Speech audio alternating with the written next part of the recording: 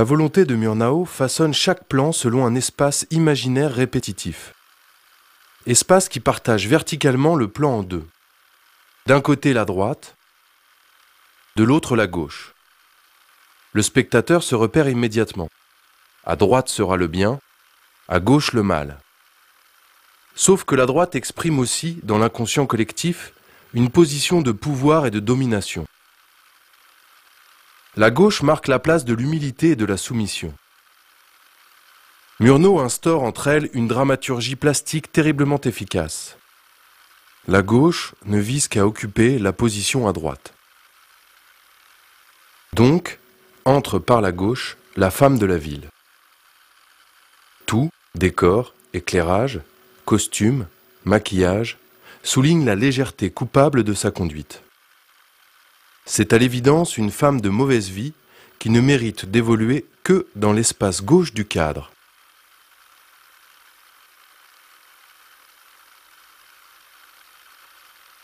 Son impudeur nous choque et aguiche notre voyeurisme. La réprobation que son comportement scandaleux appelle est prise en charge par la composition expressionniste du plan. Le couple honnête et travailleur de vieux paysans, on note la soupe, forcément des gens de bien, est déplacé scandaleusement à gauche, ratatiné sous la lampe, autour d'une table qui chute vers le bas, comme pour les y précipiter. Le vide de la moitié droite, avec l'âtre qui fume, déséquilibre davantage encore le plan. Mais appelle le plan suivant. Entrée appuyée des deux femmes par la gauche. La vieille femme retrouve sa place naturelle à droite, mais inversée. Toute petite, en bas du cadre, elle est en position d'humiliation et de soumission. La femme de noir vêtue occupe toute la hauteur de la partie gauche, en posture de maîtresse. On remarque le galbe de la jambe. Arrive ce plan. Il est scindé en deux par une barrière en oblique. À droite, un couple de vieux paysans, rappel du couple précédent, nous situe du côté de la vertu. De l'autre côté de la barrière, tenue éhontée, démarche provocante, la femme indigne descend. Mais son immoralité affichée excite notre curiosité, fléchit notre rigueur morale. La caméra, comme une invite, démarre un panoramique. Puis, pour occulter le fait que la caméra saute la barrière, que nous entrons dans l'interdit, Murnau trouve une astuce. Il propose, au fond du cadre, quoi de plus noble, une sortie de chevaux de labour. Ça distrait notre regard, ça efface notre mauvaise conscience, et hop, la barrière a disparu. Maintenant, la caméra est passée du côté de la vampe et la suit en travelling, mais à distance. Aussitôt, la femme prend en charge notre envie de voyeurisme. Ce n'est pas nous, mais elle qui est la voyeuse.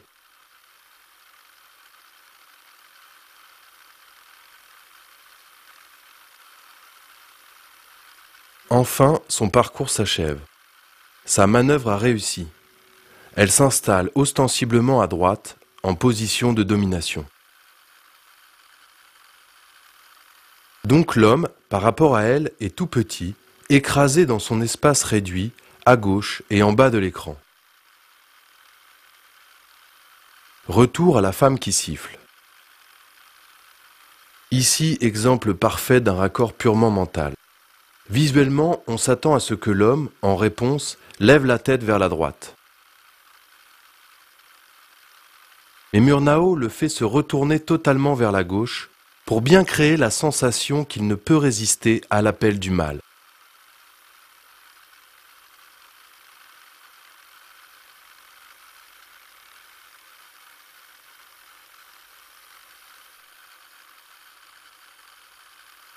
Comparons maintenant avec une autre prise du plan. Son début est quasiment identique. La différence vient de la fin. La femme s'arrête bord cadre, trop à droite. Son mouvement en devient incertain. Puis elle recule, mouvement redondant qui annonce trop vite l'attraction qu'elle exerce sur l'homme. On comprend dès lors pourquoi Murnau a retourné cette prise. La femme est ici de profil alors qu'il la met de face dans le plan du film. En plus, elle est sur un fond sans relief, livrée à un éclairage trop éclatant qui la rend vulgaire et sans mystère. En revanche, dans la bonne prise, la femme reste ombragée. Ça renforce sa dangerosité.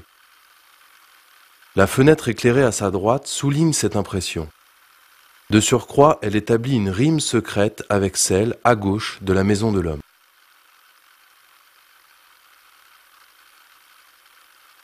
Ainsi, uniquement par la force de la construction visuelle, la femme impose sa domination.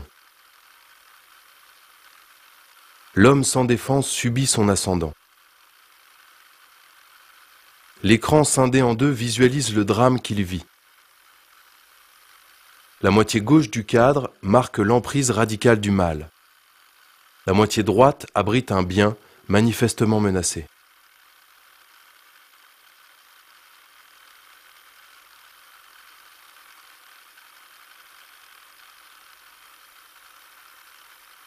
Raccord dans l'axe. L'homme se place maintenant au centre du cadre. L'image dit son drame, exprime sa difficulté à choisir, nous fait vivre son conflit intime.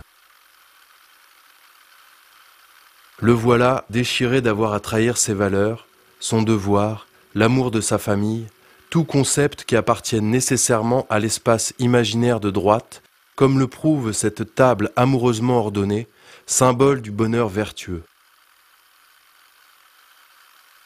Et le voilà torturé d'être attiré irrésistiblement, irrémédiablement par l'attrait de la gauche, donc la satisfaction des sens.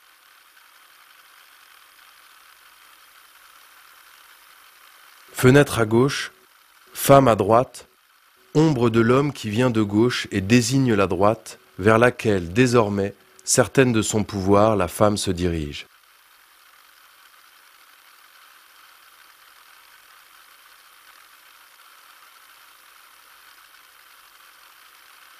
Désormais, le choix irraisonné de l'homme est fait. D'un pas décidé, il sort franchement par la gauche. L'écran reste vide un moment. L'épouse entre par la droite, s'arrête, comprend. Admirable travail expressionniste de Murnau en forme de chorégraphie. Le seul jeu corporel de l'actrice dit la détresse immense de l'épouse. Elle vient s'asseoir à gauche à la place de l'homme.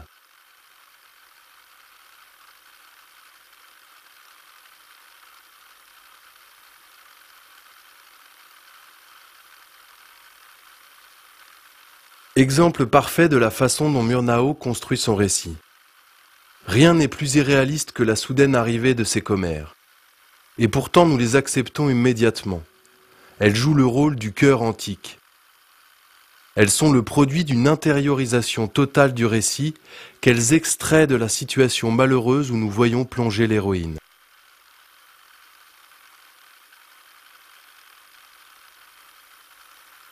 L'homme au labour, à droite, la lumière radieuse, la famille, le bonheur.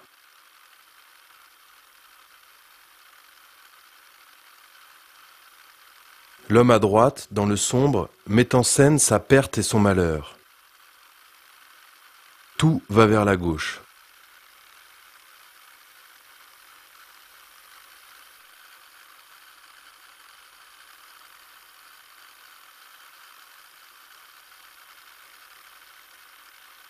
Une fois l'histoire racontée, en forme d'aparté, retour sur la femme dans la même position où nous l'avions laissée. Elle se lève, revient vers la droite et protège l'enfant.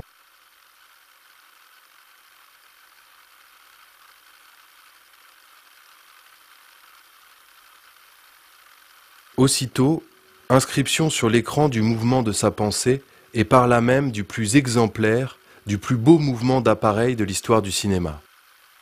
Il a exigé une très grande invention technique. Il a fallu construire une sorte de rail pour obtenir une grande impression de fluidité, donc de sensation d'entraînement fatal. Ce plan est un plan séquence, donc qui est d'une seule prise. Mais reprenons-le à son début. La caméra suit le personnage. Pleine lune à gauche, marche lourde, brume, errance de l'esprit. Nous restons à distance, franchissons un pont comme une première transgression. La caméra se met à la hauteur de l'homme qui bifurque et se dirige vers la droite. La caméra l'accompagne maintenant dans son mouvement, comme si elle prenait son indépendance par rapport à lui. Comme si elle craignait qu'il renonce à son projet, que les forces du bien, à droite, l'emportent. Enfin, décision irrévocable. L'homme sans hésiter franchit la barrière. Il vient vers nous, caméra, nous transmet sa volonté qui, hypocritement, était la nôtre depuis le début. Le mouvement devient entièrement subjectif. Nous pouvons satisfaire notre voyeurisme, écarter les feuillages, figer la caméra et projeter enfin sur l'écran la scène interdite que nous voulions voir. Sentiment du péché, évocation d'une cérémonie de sorcellerie. La lune, plein centre, préside. Sa prêtresse est à droite, en noir, étoffe luisante, tout aux apprêts de ses artifices. Nous, caméra, faisons face à la lune. L'homme aurait dû venir du centre de l'écran, puisqu'il est caméra. Mais de sujet, il est devenu objet, notre objet. Il entre violemment par la gauche. Il s'abandonne à la toute-puissance du sexe.